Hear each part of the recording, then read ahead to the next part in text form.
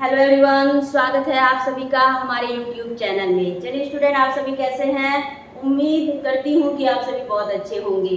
तो आज स्टूडेंट हम लोग यूजीसी नेट के इस लेक्चर सेशन में, जिसमें कि इम्पॉर्टेंट क्वेश्चन का डिस्कशन होने वाला है, और ये जो सेशन होगा आज यूजीसी नेट के पेपर 2 यानी कि एजुकेशन सब्जेक्ट को हम लोग आज देखने वाले हैं। तो चलिए, जो भी एजुकेशन के स्टूडेंट हैं वो सभी तैयार हो जाइए, और आज हम लोग जो है आज के सेशन को यानी कि एजुकेशन का ये जो है लेक्चर 3 हो रहा है, ठीक है। क्योंकि इससे पहले जो है एजुकेशन की 2 क्लास हो चुके हैं, और अगर आप सभी किसी कारण से हमारे क्लास को मिस किए हुए हैं तो इनका लिंक दोनों क्लास का मैं डिस्क्रिप्शन में दे दूंगी। वहां क्लिक करके आप लेक्चर 1 एंड लेक्चर 2 को प्राप्त कर सकते हैं। वहां से आप अपने कॉन्सेप्ट को बढ़ा सकते हैं। तो चलिए, देर किस बात की, तो बढ़ते हैं हम लोग क्वेश्चन के डिस्कशन को आगे बढ़ाते हैं। लेकिन आप सभी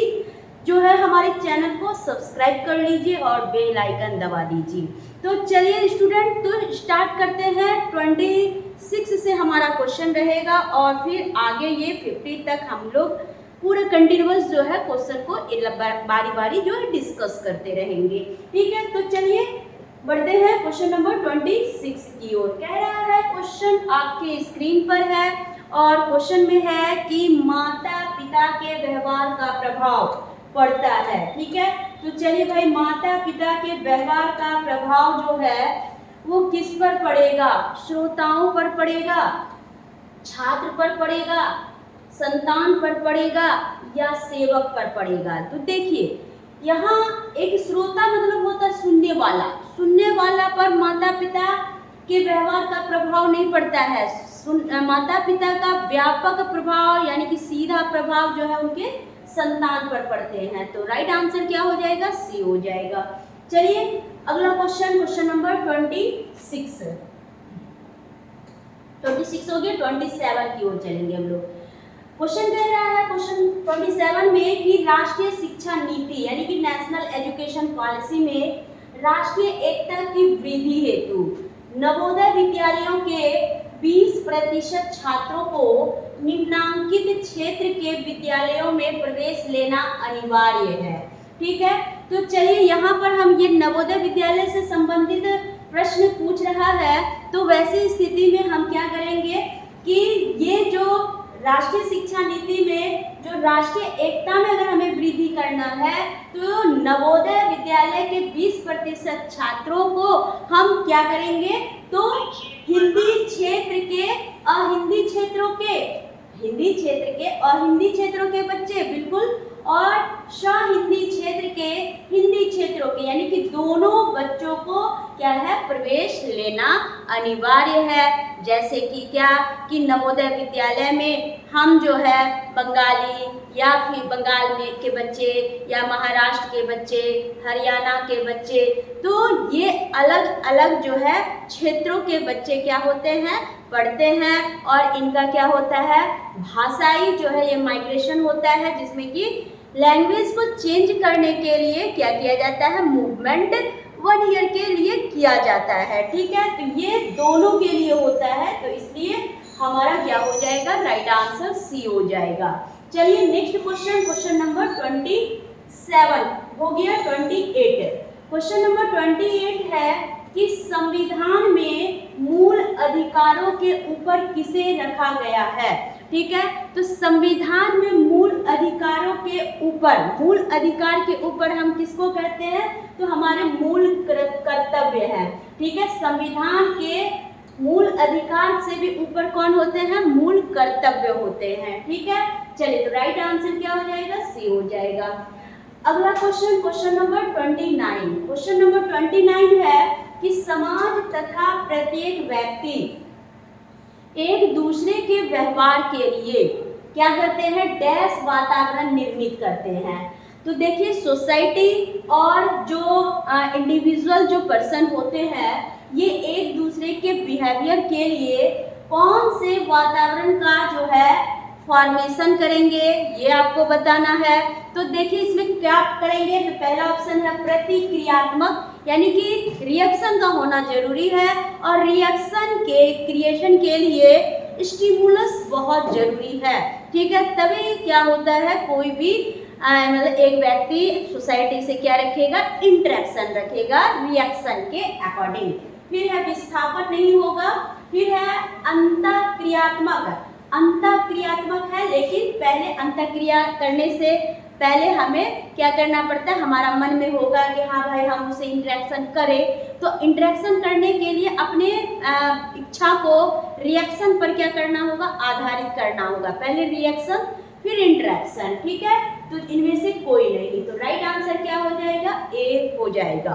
चलिए next question, question number 30। Question number 30 है कि गुरु शिष्य का पारस्परिक व्यवहारिक संबंध, ठीक है, किस प्रकार सामाजिक अंतरक्रियाओं के अंतर्गत आता है। गुरु और शिष्य का जो संबंध होता है वो किस पारस्परिक क्रियाओं के सामाजिक अंतरक्रियाओं के अंतर्गत आएगा। तो गुरु और शिष्य, यहाँ है व्यक्ति और समूह नहीं, फिर है दूसरा समूह और समूह के बीच का संबंध होता है गुरु और शिष्य का, ये भी नहीं।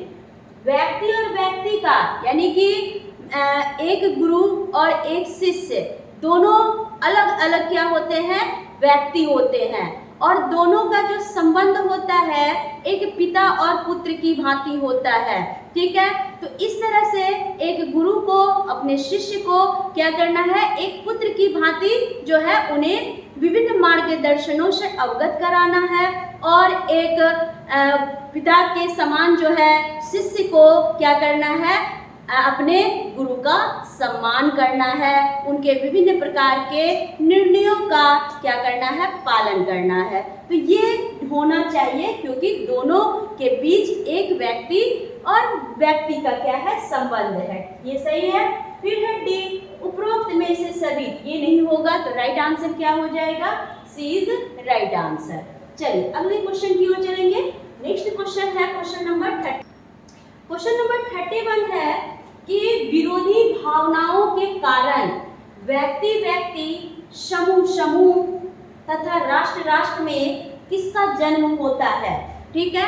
तो देखिए, जब भी विरोधी भावना हो, जैसे कि हम अगर आगे बढ़ रहे हैं तो आपके क्या होते हैं, बहुत सारे मतलब कि लोग क्या होते हैं, विरोध करते हैं, क्योंकि आज का जो समाज होता है, अगर आप आगे बढ़ते हैं तो आपकी निंदा करना वो शुरू कर देते हैं, आपकी टांग खींचना वो शुरू कर देते हैं, ठीक है। तो ये होता है, लेकिन इससे घबराना नहीं है। अगर आपकी कोई निंदा कर रहे हैं, आपकी कोई अगर शिकायत कर रहे हैं, तो समझिएगा आप आगे बढ़ रहे हैं। बाकी तो जो सामान्य है उसके बारे में चर्चा ही कहाँ होती है, ठीक है। तो ये टेंशन नहीं लेना है। तो इसलिए क्या है कि विरोधी का काम ही होता है विरोध करना, ठीक है, क्योंकि उनकी आदत होती है, वो दूसरों के आगे बढ़ने से क्या होते हैं, जलते हैं, ठीक है। उनका जो है उनके जैसा वो नहीं कर सकते हैं, तो इसलिए ये गुण उनमें होता है, ठीक है। चलिए, तो विरोधी भावनाओं के कारण व्यक्ति व्यक्ति में, समूह समूह में और राष्ट्र राष्ट्र में किसका जन्म होगा। तो ये जन्म होगा किसका, तो संचार का होगा, कि संघर्ष का होगा, कि सहयोग का होगा, कि समायोजन का होगा। तो देखिए भाई, जब विरोध की बात है तो सहयोग तो एकदम नहीं करेगा, बशर्ते कि आपके खिलाफ 10 बात जरूर बोलेगा, ठीक है। आपके पक्ष में जो भी है उसकी कान भरेगा, ठीक है। संचार भी नहीं करेगा, ठीक है। हाँ, संघर्ष, आपसे कंपटीशन जरूर करेगा, आप जैसा कर रहे हैं आपकी नकल करेगा, आपको देख करके क्या करेगा, उसी के जैसा बनना चाहेगा, ठीक है, भले उससे हो या ना हो, ठीक है। तो इस तरह से वो क्या करते हैं, सिर्फ विरोधी नकल कर सकते हैं, सिर्फ विरोधी क्या कर सकते हैं, आपको देख करके क्या कर सकते हैं, संघर्ष कर सकते हैं। इसलिए ये सब चीजें जो है संघर्ष को क्या देगी, जन्म देगी। बाकी एडजस्टमेंट का तो उनमें गुण ही नहीं होता है। जैसे ही आप आगे बढ़ने लगिएगा तो वो क्या करेंगे, अगर पहले एडजस्ट कर भी रहे हैं तो जैसे आगे बढ़ेंगे तो वो आपके खिलाफ हो जाएंगे कि कब ये बर्बाद हो जाए, ठीक है। तो ये बातें ध्यान आपको नहीं देना है। तो इसलिए राइट आंसर क्या हो जाएगा, संघर्ष को क्या देगा, विरोध जन्म देगा। चलिए, तो राइट आंसर बी हो जाएगा। Next question, question number 32। Question number 32 है कि जनता के विचारों, मतों, मनोवृत्तियों और व्यवहारों को नई दिशा प्रदान करने में कौन प्रभावशाली कार्य करता है? बहुत बढ़िया क्वेश्चन है। तो यहाँ कह रहा है कि जनता के विचार यानी कि पब्लिक के जो थिंकिंग होते हैं, उनके जो मत होते हैं, उनके जो फैक्ट होते हैं, उनके जो एटीट्यूड होते हैं, उनका जो बिहेवियर होता है, तो ये सब जो है नई दिशा प्रदान करने में क्या प्रभावशाली कार्य करेगा? तो क्या करेगा? तो पहला है प्रचार, ठीक है, दूसरा है शिक्षा, दूसरा है प्रसार, सी है शिक्षा और डी है विज्ञापन। तो क्या करेगा जब जो है जनता के विचार, मत और मनोवृत्ति और व्यवहार को नई दिशा मिलेगी? तो जब जनता के विचार को नई दिशा मिलेगी तो ऐसे में क्या होगा? उस विचार का क्या होगा? प्रचार प्रसार होगा। क्या होगा? प्रचार होगा, ठीक है। पहले प्रचार उसके बाद प्रसार होता है, ठीक है। तो इसलिए यहाँ हमारा क्या हो जाएगा? यानी एडवर्टीजमेंट होगा, ठीक है। तो राइट आंसर क्या हो जाएगा? ए नंबर। अगला question, question number 33। Question number 33 कह रहा है कि सामाजिक गतिशीलता कितने प्रकार की होती है? सामाजिक गतिशीलता यानी कि सोशल जो मूवमेंट होता है ये कितने प्रकार का होता है? तो सोशल मूवमेंट 3 प्रकार का होता है। सोशल मूवमेंट कितने प्रकार का होगा? तो हम क्या बोले? सोशल मूवमेंट 3 प्रकार का होगा, 4 प्रकार का होगा, या 1 प्रकार का होगा, या 2 प्रकार का होगा, ये बताना है। तो देखिए, जब भी हम सोशल मूवमेंट की बात करते हैं, एक होता है प्राइमरी मूवमेंट होता है, और दूसरा क्या होता है? सेकेंडरी मूवमेंट होता है। तो ये प्राइमरी और सेकेंडरी की जब हम बात करते हैं तो यहाँ क्या देखेंगे? तो प्राइमरी मूवमेंट कहाँ होता है? फैमिली में होता है। कहाँ होता है बच्चे? फैमिली में होता है, ठीक। और सेकेंडरी मूवमेंट कहाँ होगा? तो सोसाइटी में होगा। कहाँ होगा? सोसाइटी में होगा, ठीक है। स्कूल में होगा। कहाँ होगा? स्कूल में होगा, ठीक है। चलिए, तो ये सारे क्या हैं? यानी कि सोशल मूवमेंट है। तो आपने क्या देखा? फैमिली और सोसाइटी, ठीक है, यानी प्राइमरी और सेकेंडरी। तो इस तरह से सोशल मूवमेंट के कितने प्रकार हो गए? 2 प्रकार हो गए। तो राइट आंसर क्या हो जाएगा? बी हो जाएगा। चलते हैं अगले क्वेश्चन की ओर। Next question, question number 34। Question number 34 कह रहा है कि किस गतिशीलता में एक स्थान को छोड़ करके व्यक्ति या समूह दूसरे स्थान पर धनोपार्जन अथवा किसी अन्य सुविधा हेतु चला जाता है, ठीक है। तो बहुत इसको अच्छे से बनाएंगे। तो कह रहा है कि किस गतिशीलता में एक स्थान को छोड़कर व्यक्ति या समूह दूसरे स्थान पर धनोपार्जन और या अन्य सुविधा हेतु चला जाता है। तो देखिए, तो क्या तभी ये जो मूवमेंट करने की बातें होती है तो क्या लंबवत होती है, संघर्षमय होती है, प्रदत्त सामाजिकता पे आधारित होती है, या उपरोक्त में से कोई नहीं, ठीक है। तो देखिए, जब भी कोई मूवमेंट होता है तो आगे की ओर प्रोसीड होगा, ठीक है। संघर्ष की बात यहाँ नहीं होगी। संघर्ष तो हम पहले भी कर रहे थे अपने मतलब कि जिस स्थान पे पहले थे वहाँ भी संघर्ष करके जी रहे थे। लेकिन कोई भी अगर उस स्थान से दूसरे स्थान अगर जाता है या फिर जो है किसी सुविधा के लिए वहाँ से क्या होता है चला जाता है, स्थानांतरित हो जाता है, तो जरूर है कि वो क्या हो रहा है? लंबवत आगे बढ़ना चाहता है। फिर है प्रदत्त सामाजिकता, यानी कि जो वहाँ मतलब कि सोशल जो भी प्रोसेस है क्या उसी के अकॉर्डिंग, तो ये नहीं। फिर है उपरोक्त में से कोई नहीं, तो लंबवत यानी आगे की ओर बढ़ना चाहता है। चलिए, राइट आंसर 1A हो जाएगा। अगले क्वेश्चन की ओर चलेंगे, क्वेश्चन नंबर 35। कह रहे शैक्षिक समाज शास्त्र निम्नांकित परिवर्तनशीलता का अध्ययन करता है, ठीक है। यानी कि एजुकेशनल जो समाज शास्त्र यानी कि सोशियोलॉजी जो है वो निम्नांकित परिवर्तनशीलता यानी कि सेंसिबल स्टडी को क्या करता है? डैश करता है। तो क्या यहाँ पर देखेंगे? तो शैक्षिक समाजशास्त्र किस परिवर्तनशीलता का अध्ययन करेगा? किस परिवर्तनशीलता का? तो हम क्या बोलेंगे? पहला पढ़ते हैं, कह रहे शिक्षा द्वारा समाज में परिवर्तन। बिल्कुल सही है कि हम शैक्षिक समाजशास्त्र के द्वारा जो है हम शिक्षा द्वारा समाज में परिवर्तन करेंगे। सामाजिक परिवर्तन द्वारा शिक्षा में परिवर्तन, ये भी सही है, ठीक है। और केवल शिक्षा और समाज पर राज्य का नियंत्रण, ये नहीं होगा, ठीक है। ए और बी दोनों आ जाएगा, तो इसमें बेस्ट ऑप्शन क्या हो जाएगा, ये दोनों हो जाएगा। तो right answer D is right answer. चलिए नेक्स्ट क्वेश्चन, क्वेश्चन नंबर 36।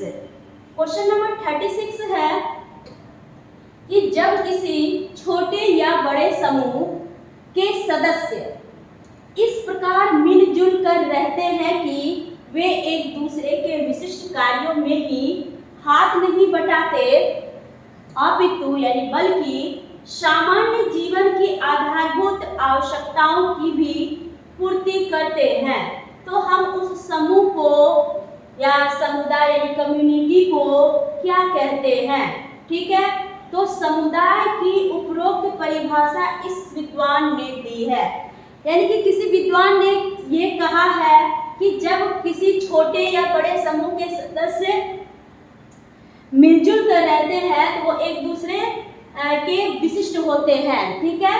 और ये जो है केवल विशिष्ट कार्यों में ही हाथ नहीं बटाते बल्कि सामान्य कार्यों में भी क्या करते हैं, हाथ बटाते हैं, ऐसा कहना है किसी जो है विद्वान का। अब वो कौन विद्वान ऐसी कथन को बोले हैं तो ये आपको बताना है। तो ऐसा कहना है मैकइवर एंड पेज का, ठीक है। ऐसा किसका कहना है, मैकइवर एंड पेज का। तो राइट आंसर क्या हो जाएगा, सी नंबर।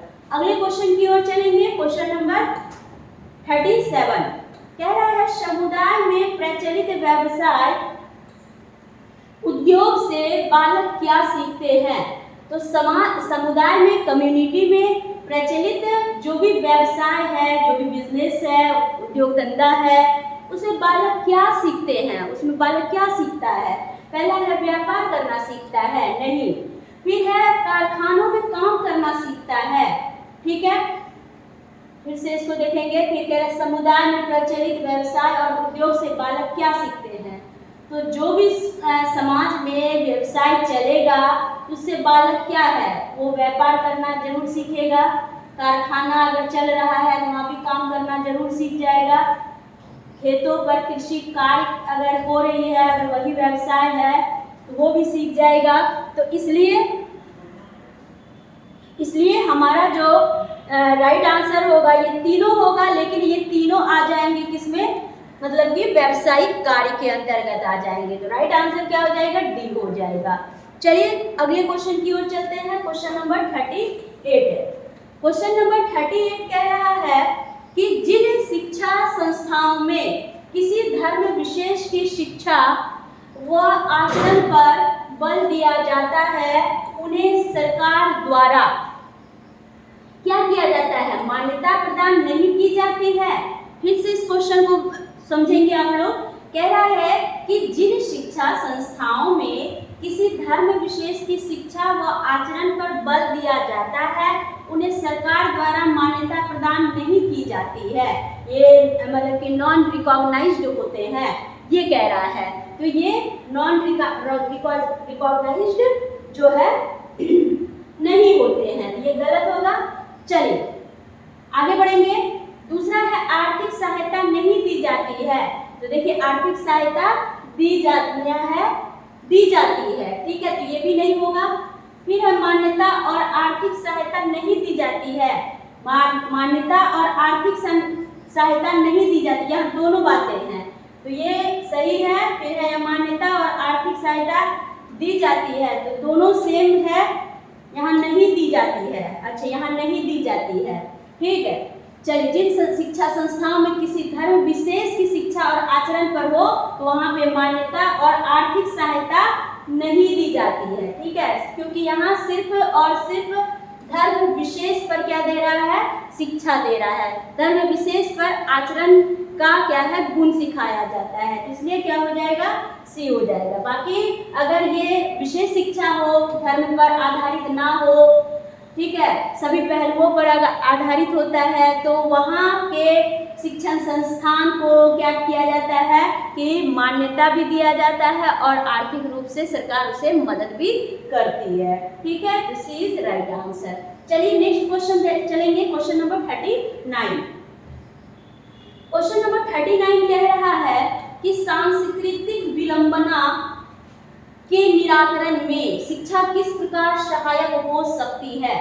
ठीक है, तो सांस्कृतिक विलंबना किसे कहेंगे, कि जिसमें कि हम क्या करते हैं, कोई भी अपने इनोवेशन को, ठीक है, नए नवाचार को क्या करते हैं, जब अपनाते हैं, उसे स्वीकार करते हैं, ठीक है, तो उसको हम सांस्कृतिक विलंबना के निराकरण के लिए, समाधान में किस प्रकार की सहायता हो सकती है। तो शिक्षा पुरातन मूल्यों का संरक्षण कर नहीं, शिक्षा पुरातन मतलब कि प्राचीन संरक्षण की बात हो रही है, तो ये नहीं होगा।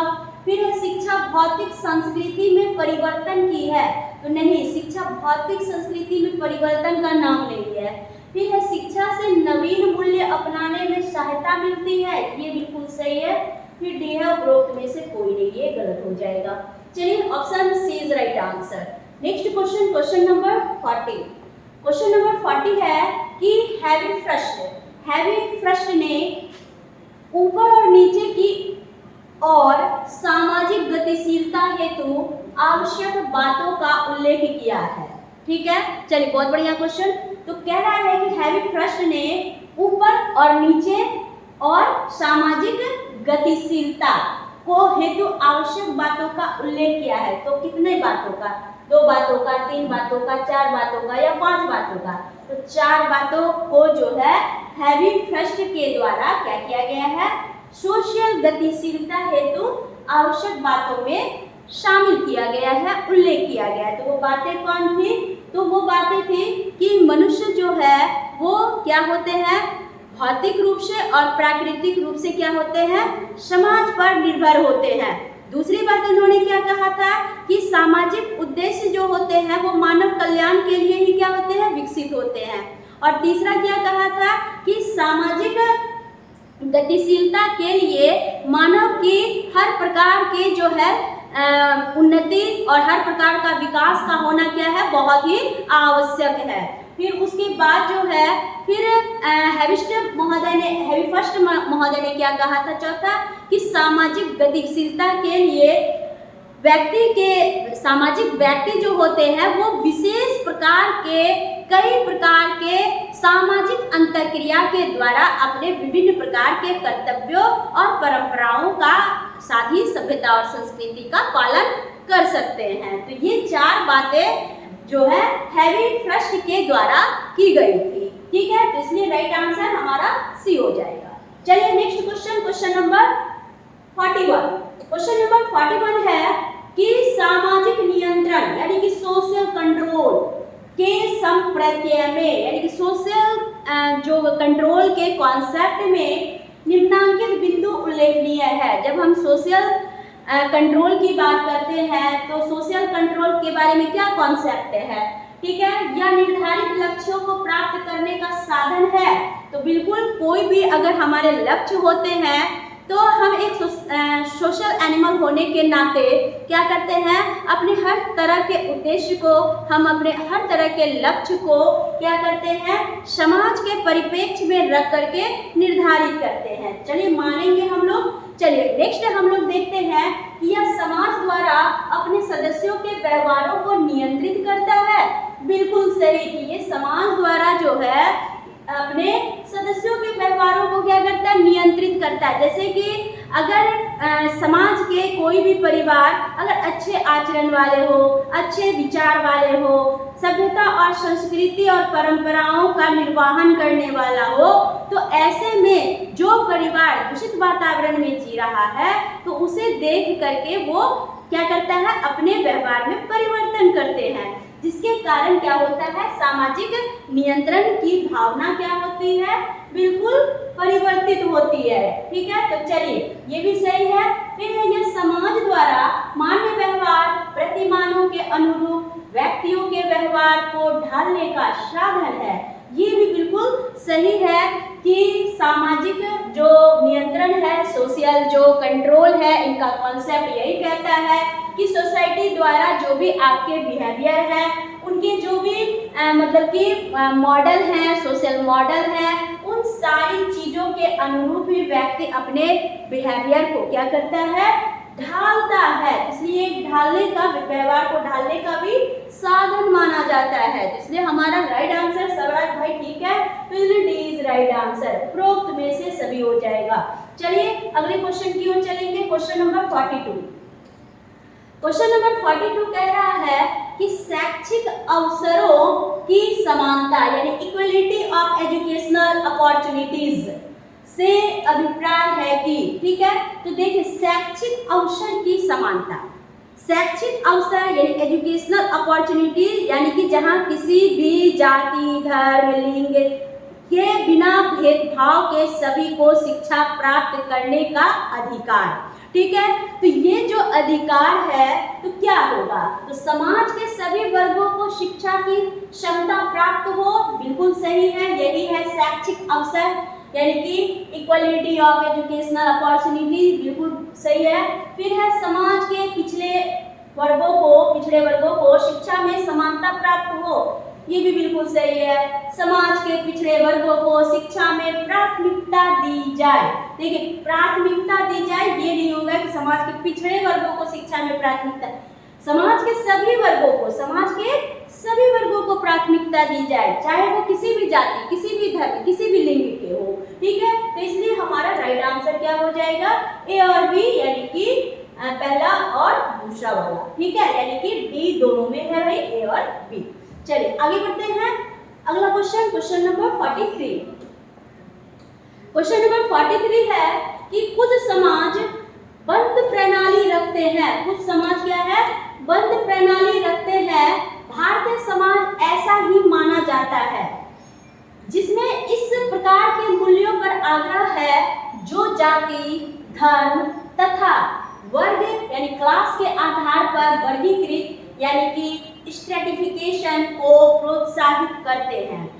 ये क्वेश्चन को भाई अच्छे से समझेंगे कि जो समाज बंद प्रणाली रखते हैं यानी कि कहिए कि क्लोज सिस्टम में कोई भी सोसाइटी जब रखते हैं, तो इससे भी भारतीय जो समाज है, इंडियन जो सोसाइटी है, ऐसा माना जाता है कि इसमें कई वैल्यू पर आग्रह है कि वो जाति, धर्म और वर्ग के आधार पर वर्गीकरण यानी कि क्लासिफिकेशन को क्या करते हैं, प्रोत्साहित करते हैं। तो इसमें क्या, तो उपरोक्त कथन के संदर्भ में कोठारी शिक्षा आयोग यानी कि कोठारी एजुकेशन कमीशन की क्या अभिशंसा है, तो पिछड़े वर्ग के बालकों को उत्तीर्णांक का प्रतिशत कम हो, नहीं, ऐसा नहीं कहा है कोठारी साहब ने। पिछड़े वर्ग को अगली कक्षा में, कक्षाोन्नति में आरक्षण रहे, नहीं। चलिए फिर पिछड़े वर्ग के लिए पृथक विद्यालय हो, ऐसी भी बात नहीं है कि अलग विद्यालय हो पिछड़े वर्ग के लिए, सभी वर्गों को शिक्षा के अवसर की समानता हो, ये बिल्कुल सही है, तो डी इज राइट आंसर। चलिए next question, question number 44। Question number 44 कह रहा है, क्वेश्चन अनुसूचित जनजाति की शिक्षा में भाषा की कठिनाई, अनुसूचित जनजाति की शिक्षा में भाषा की कठिनाई, किसकी कठिनाई, भाषा की कठिनाई, ठीक है, दूर करने हेतु ढेबर आयोग, क्या, ढेबर आयोग, ठीक है, ढेबर आयोग ने क्या सुझाव दिया, तो यहाँ पर देखेंगे कि कौन सा सुझाव ढेबर आयोग ने दिया। कहा ढेबर आयोग कि क्षेत्र विशेष की बोलियों की कक्षा 1 और कक्षा 2 में शिक्षा पर कम व्यय बनाया जाए, ठीक है, बिल्कुल सही है। यानी कि पहली तो बात है कि कक्षा 1 और कक्षा 2 में बच्चे की जो भाषा होनी चाहिए वो मातृभाषा होनी चाहिए, ठीक है। चलिए अब यहाँ क्या है कि क्षेत्र विशेष की बोलियों की यानी कि जो बच्चा क्षेत्र विशेष बोलते हैं, ठीक है, जो भी भाषा, तो वो क्लास 1 और क्लास 2 में शिक्षा पर कम व्यय यानी कि उस पर कम व्यय बनाया जाए, ठीक है, कम खर्च उस पर हो, ये कहा गया है ढेबर आयोग में। उसके बाद है क्षेत्र विशेष को पोलियो व जनजीवन से संबंधित प्रशिक्षण शिक्षकों को दिया जाए, ये भी होना चाहिए कि जो भी क्षेत्र विशेष बच्चे को आप पढ़ा रहे हैं उससे रिलेटेड जो है वहाँ के टीचर को ट्रेनिंग दीजिए ताकि क्षेत्र विशेष पर आधारित बच्चे में शिक्षा का क्या हो सके, संचार हो सके, ठीक है। फिर है क्षेत्र विशेष के लोगों को ही शिक्षक नियुक्त किया जाए, नहीं, ऐसा नहीं है कि क्षेत्र विशेष के लोगों को ही शिक्षक में नियुक्त किया जाए। तो नेक्स्ट है ए और बी दोनों, तो ये दोनों हो जाएगा। ठीक है, तो राइट आंसर डी हो जाएगा। अगला question, question number 45। Question number 45 क्या कह रहा है?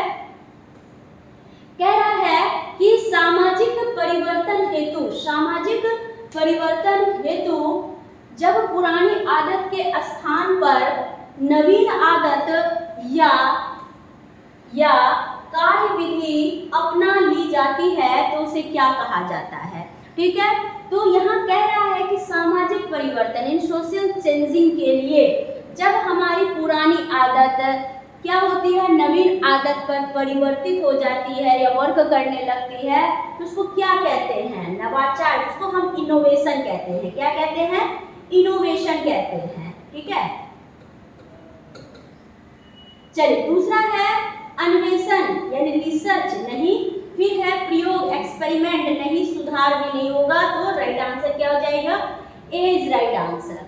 चलिए अगले क्वेश्चन की ओर चलेंगे। Question number 46। क्वेश्चन नंबर 46 है कि क्षैतिज या समतल यानी हॉरिजॉन्टल और वर्टिकल सामाजिक गतिशीलता के प्रकार का उदाहरण है। ठीक है, क्षैतिज और जो है समतल जो है गतिशीलता के, समतल या है, क्षैतिज बोलिए या समतल बोलिए, यानी कि हॉरिजॉन्टल जिसको कहते हैं। उदग्र नहीं है, उदग्र रहता तो वर्टिकल हो जाता। ठीक है, चलिए सामाजिक गतिशीलता का प्रकार का उदाहरण कौन सा है ये आपको बताना है। जब कोई व्यक्ति अपनी पद प्रतिष्ठा से ऊंचा उठ जाता है तो वो क्षैतिज है नहीं, वो क्षैतिज नहीं है, वो लंबवत में आएगा। ठीक है, वो क्या आएगा? लंबवत में आएगा। चलिए आगे बढ़ते हैं। जब कोई व्यक्ति अपने पूर्व पद के समान प्रतिष्ठा वाले पद पर कार्य करता है, बिल्कुल ये जो है क्षैतिज सामाजिक गतिशीलता के उदाहरण हैं। फिर है जब कोई व्यक्ति निम्न स्थिति में पहुंच जाता है, नहीं ये नहीं होगा। फिर है उपरोक्त में से कोई नहीं, ये गलत हो जाएगा, तो राइट आंसर बी हो जाएगा। चलिए अगले क्वेश्चन की ओर चलते हैं। Question number 47। क्वेश्चन नंबर 47 है कि शिक्षा में अवरोधन यानी कि कहिए कि एक रिस्ट्रिक्शन या स्टैग्नेशन की समस्या का यह कारण नहीं है। इसमें नेगेटिव है, कौन सा कारण जो है वो शिक्षा में अवरोध का काम नहीं करती है ये बताना है। ठीक है, फिर है पहला है छात्र की अनियमितता। तो छात्र अगर अनियमित है तो ऐसे में क्या है, तो ये अनियमितता जो होती है वो एक अवरोध का क्या है? कारण है, लेकिन यहाँ हम नहीं की बात कर रहे हैं, तो ये क्या हो जाएगा? हमारा गलत हो जाएगा।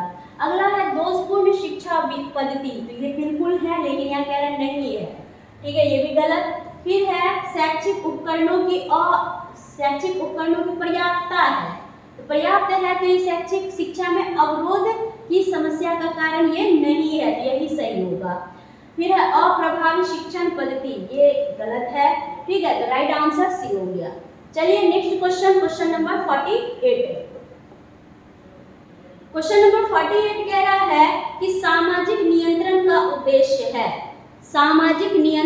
उद्देश्य है क्या? सामाजिक स्थिरता, ये बिल्कुल सही है। दूसरा है सामाजिक एकरूपता का भी होना जरूरी है। स्वेच्छाचारिता पर रोक लगाना, ये भी होना चाहिए सामाजिक नियंत्रण के लिए, कि हर कोई अगर अपनी इच्छा को व्यक्त करेगा तो फिर प्रॉब्लम हो जाएगी। ठीक है, उपरोक्त में से सभी यानी कि सभी पर नियंत्रण जो है होना चाहिए। ठीक है, चलिए राइट आंसर डी हो गया। नेक्स्ट क्वेश्चन, क्वेश्चन नंबर 49 कह रहा मानव किस पद्धति के कारण दैवी प्रकोपों से सदैव भयभीत रहा है? ठीक, तो कौन सा?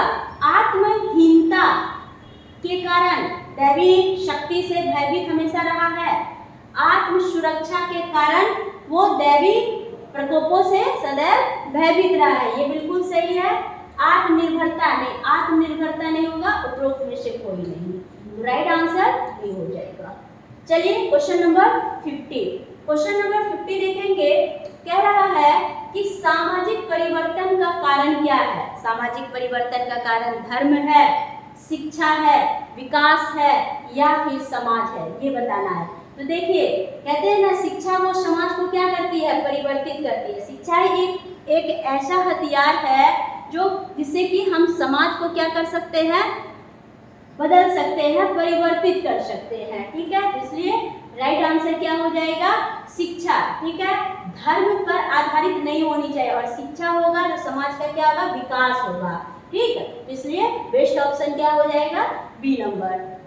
ठीक, चलिए यहाँ तक हम लोग समझ गए, कोई भी प्रॉब्लम नहीं होनी चाहिए। तो इस तरह से स्टूडेंट आज हम लोगों ने जो है ये शिक्षा का समाज शास्त्रीय आधार था, यानी कि एजुकेशन का ये जो है पेपर 1 का ये टॉपिक है, चैप्टर है, और इसमें हम लोगों ने आज 25 क्वेश्चन को डिस्कस किया।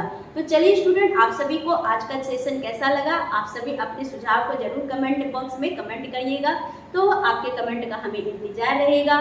तो बच्चे जो भी हमारे जो है ऑफलाइन क्लास से जुड़ना चाहते हैं, हमारा जो क्लास है ये बिहार में यानी कि पूर्णिया में है, और ये हमारा क्लास पूर्णिया में DIG चौक पर है, DIG चौक पर है।